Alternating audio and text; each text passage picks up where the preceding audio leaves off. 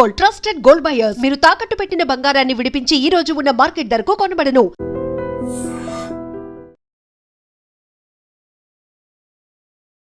నమస్కారం, welcome to I dream. ధర్మ మార్గం విత్ విజిత కార్యక్రమానికి స్వాగతం.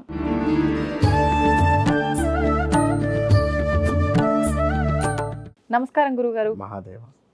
గురుగారు, తమలపాకు పైన దీపం వెలిగిస్తూ ఉంటారు. నిజంగా ఇలాంటి దీపారాధన దేనికి విశేషమైనదో తెలియజేయండి. తమలపాకుపై దీపారాధన అని కాదు కానీ తమలపాకులలో అంటే చుట్టూ తమలపాకులు లైక్ ఒక సుమారుగా కూడా ఒక 8 నుంచి 11 తమలపాకులు ఒక ప్లేట్లో.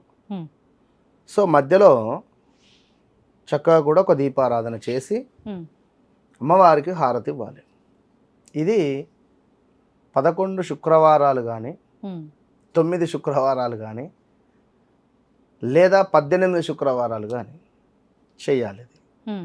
ఇది ఏమిటి అంటే ఇంట్లో ధన సంబంధిత, అదేవిధంగా అమ్మవారికి సంబంధించినటువంటి అంటే ఒక ఏదో మనకి ఇంట్లో చెడు జరుగుతుంది అని కానీ లేదా కొంత మనకు అనుకున్న పనులు అనుకున్నటువంటి విధంగా ముందుకు వెళుతాం లేవు అని అనుకునేటువంటి సందర్భంలో ఇప్పుడు అంటే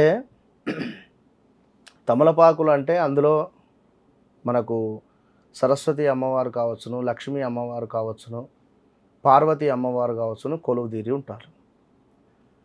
ఈ మన తమలపాకుకు సంబంధించినటువంటి ముందు భాగంలో ఉండేటువంటి ఆ యొక్క తొడిమను కాస్త తీసి చక్కగా పరుచుకోవాలి. ఓకే, తమలపాకులు అంటే ఆంజనేయ స్వామికి ఎంతో ప్రీతి. అవునండి. మరలా ఇదొకటి విషయం. సో తమలపాకులతో అమ్మవారి యొక్క దీపారాధన చేసి ముక్తి పొందిన వాళ్ళు చాలామంది ఉన్నారు మా క్లయింట్స్. కనుక అంటే వారి ఫోటోలు కూడా పంపిస్తూ ఉంటారు అమ్మవారికి సంబంధించినటువంటివి. ఆ గురువుగారు శుక్రవారం ఈరోజు హారతీయంగా అమ్మవారు ఆ యొక్క మన హారతిలో కనబడింది అనేటువంటి విధంగా తీసి పంపిస్తూ ఉంటారు. ఎంతో సంతోషం వేస్తుంది. కనుక ఎక్కువగా ఆరోగ్యపరమైనటువంటిది కానీ ఆర్థికపరమైనటువంటి విషయాలలో ఇది బాగా ఉపయోగపడుతుంది. ఇక ఆంజనేయ స్వామికి తమలపాకులు, ఇంట్లో తమలపాకు చెట్టు కావచ్చును, ఇవి మనకు ఒక పాజిటివ్ వైబ్రేషన్ని తీసుకువస్తాయి, విజయాన్ని తీసుకువచ్చేటువంటి పరిస్థితి. కనుక తమలపాకులను మనము మన యొక్క గురువారం రోజే సాయంకాలం ఇంటికి తెచ్చుకొని చక్కగా శుభ్రపరచుకొని పక్కన పెట్టేసుకోవాలి. శుక్రవారం రోజు మామూలు దీపారాధన చేయాలి. అమ్మవారికి సంబంధించినటువంటి పూజాది కార్యక్రమాలు చేసుకున్న తర్వాత, నివేదన చేసుకున్న తర్వాత అప్పుడు ఈ యొక్క తమలపాకుల మధ్యలో ఒక వెండి ప్రమిద లేదు మట్టి ప్రమిద పెట్టి చక్కగా కూడా నెయ్యి పోసిన తర్వాత ఒక పువ్వొత్తి వేయాలి. పువ్వొత్తేసి పువ్వొత్తి లేదు అనుకుంటే 3 అంటే ఒక 2 వత్తులను కలిపి సౌత్ వైపుగా, 2 వత్తులను కలిపి ఈశాన్యం వైపుగా, 2 వత్తులను కలిపి తూర్పు వైపుగా వేసి అమ్మవారికి హారతి ఇవ్వాలి. దీనివల్ల మనకు లక్ష్మీదేవి యొక్క అనుగ్రహం విశేషంగా లభిస్తుంది. ఇది ఐశ్వర్య దీపంగా చెప్తారు.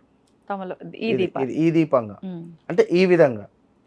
ఇక మామూలుగా కొందరేమిటి ఈశ్వరునికి సంబంధించి కూడా ఏకాదశ దీపారాధన చేస్తూ ఉంటారు. ఏకాదశి అంటే 11 దీపాలతో ఏకాదశ దీపారాధన అంటే 11 దీపాలతో ఈశ్వరునికి యొక్క తమలపాకులను పరుస్తారు. తమలపాకులపై చక్కగా కూడా ఉసిరికాయలకు సంబంధించి, అంటే ఇప్పుడు ఉసిరికాయలు ఉండవు బట్ చెప్తున్నా, మీరు అడిగారు కానీ ఉసిరికాయలను దానిపై పెడతారు, దీపారాధన చేస్తారు, పువ్వొత్తులు పెట్టి. కనుక ముఖ్యంగా సరస్వతి అమ్మవారు పిల్లలకు చదువురీత్యా సరిగ్గా మన మాట కానీ వినడం లేదు అనుకున్న పిల్లలకు సంబంధించిన ఏ పని కావాలనుకున్నా కూడా ఈ దీపారాధన. నరఘోష నరదృష్టి ఉండేటువంటి వారు కూడా ఈ దీపారాధన. అదేవిధంగా ఆర్థికపరమైనటువంటిది. ఈ 3 విషయాలకై ఎంతో ఉపయోగపడుతుంది. అండ్ మంగళవారాలు శనివారాలు ఆంజనేయ స్వామికి సింధూర అర్చన అండ్ తమలపాకులను సమర్పించాలి. దీనివల్ల కూడా మనకు జాతకంలో ఉండేటువంటి శని సంబంధిత దోషాలు కానీ ఇవన్నీ కూడా తొలగిపోయే ఛాన్సెస్ ఉంటాయి. ఇప్పుడు ప్రత్యేకించి హనుమంతుడికి తమలపాకుల పూజా విధానం కానివ్వండి, లేకపోతే ఆ దీపారాధన, మాల వడమాల ప్రీతికరం అన్నారు. ఎందుకని వడమాల. ప్రత్యేకించి హనుమంతుల వారికి అది ప్రీతికరం? ఇప్పుడు ఈ యొక్క ఉదాహరణకు స్వామివారు సింధూరార్చన ప్రియుడు. ఓకే, సింధూరార్చన ప్రియుడు అన్నప్పుడు ఈ యొక్క హనుమంతుల వారు సీతమ్మను కలవడానికి వెళ్ళినటువంటి సందర్భంలో ఆ తలపై సింధూరం రాసుకుంటుంది ఎవరు? సీతమ్మ వారు. తల్లి ఇది ఏమిటి అంటే, మీ రాముల వారి యొక్క శ్రేయస్సు కోసము, మీ యొక్క రాముల వారి యొక్క అంటే మన లైక్ ప్రతి ఆడవారు రాసుకుంటారు కదా సింధూరం ఇక్కడ, సో భర్త శ్రేయస్సు అని చెబితే ఆంజనేయ స్వామి వారు ఒళ్ళంతా రాసుకుంటాడు సింధూరం, అంటే అంతటి అది. సో ఈ సందర్భంలో తమలపాకుల యొక్క చెట్టు వద్ద సీతమ్మ వారు ఉండడము, ఈ ఆంజనేయ స్వామి అక్కడికి వెళ్ళడము, ఇట్టి తమలపాకుకు సంబంధించినటువంటి విషయము. అంతేగాని ఓ తమలపాకుల మాల వేసేయండి ఆంజనేయ స్వామి కంటే మొత్తం స్వామివారికి మొసమరకుండా వేసేస్తారు. జస్ట్ ఒక మాల అంతే. నిజంగా చెప్తున్న తల్లి, ఈ శనివారాలు మంగళవారాలు వచ్చింది అంటే మొత్తం తమలపాకుల మాలలు వేసి మొత్తం ఇక్కడ దాకా తీసుకువస్తారు పాపం. ఆంజనేయ స్వామికి కావాల్సింది ఏమిటి అంటే ఒక్క 2 తమలపాకులను తమకు సమర్పించి హనుమాన్ చాలీస చదవాలి. అదేవిధంగా మనము భజన చేయాలి. భజన అంటే ఇప్పుడున్నటువంటి సిచ్యువేషన్లో వేరే అయిపోయింది. ఏం భజన అయింది?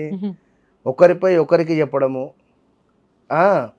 ఒకరిపై వీళ్ళు ఇట్లా ముందు ఆఫీస్కి రాగానే అమ్మయ్య వారు రాలేదు కదా, వారి గురించి నేను ఇక్కడ పోయి చెప్పాలి, బాస్కు చెప్పాలి అంటారు, పోతారు, వారికి చెప్తారు మీరు గ్రేట్ సార్ మీరు అని చెప్పి ఈ భజన ఇది అయిపోయిందంతా. ఎవరికి వారు పొగడ్తలు. సో నిజమైన భజన అనేటువంటిది వెళ్ళిపోయింది.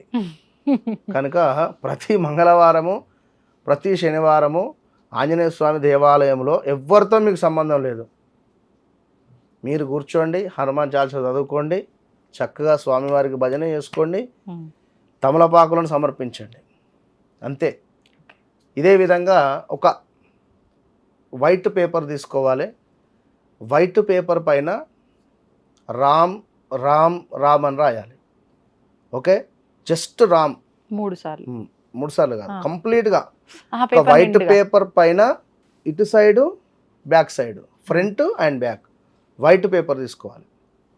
రామ్ రామ్ రామ్ రామ్ రామ్ రామ్ రామ్ రామ్ ఇంతే రాసేసి హనుమాన్ చాలీస చదివేసి స్వామివారి యొక్క పాదాల వద్ద అవి పెట్టండి.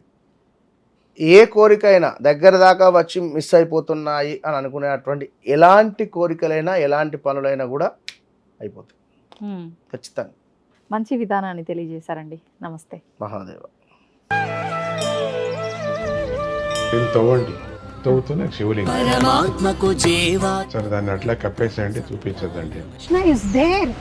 మూర్తి పూజ కాదు, సాక్షాత్ బ్రజేంద్ర నందన భగవాన్ ఉన్నారు మూర్తిలో. ఏమీ ఆశించకుండా ఆరాధించే వాళ్ళు కూడా ఉన్నారా ప్రభుజీ? నిజమైన భక్తి అంటే మనకు తెలియదు కాబట్టి